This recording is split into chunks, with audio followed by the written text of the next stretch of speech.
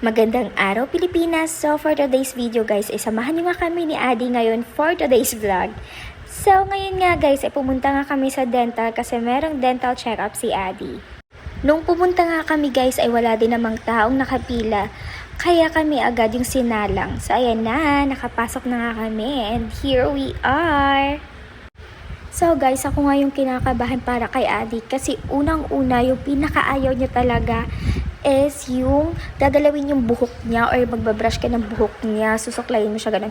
So yung second is ayaw na ayaw niyang kinakalikot yung bunganga niya. So pag kunwaring nagtututbrush kami or ano, lalo na yung ginagamit ko pa lang nung una is tongue cleaner.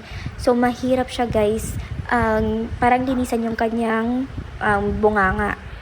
But then, nung umpisang nakabili na ako ng toothbrush at nakagamit na kami ng toothbrush, andun, parang nag-i-enjoy naman siya. Tsaka, nagpa-practice kami mag-spit out ng tubig, ganun, para magmumog siya pagkatapos niya mag-toothbrush. So, ayan guys, balik na nga tayo sa video.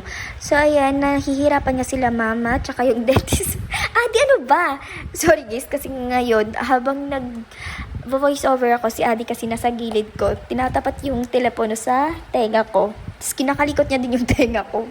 So guys, balik na nga tayo sa video. So yung ginawa sa kanya ng dentist ay binigyan siya ng fluoride at saka binigyan siya ng free toothbrush pagkatapos niya magpa-check up, ganon. So after nga namin guys sa dentist ay pumunta naman kami sa plaza para sana igala si Adi pero hindi kami natuloy kasi masyadong maalikabok dyan sa plaza. So hanggang dito na lang guys, adios!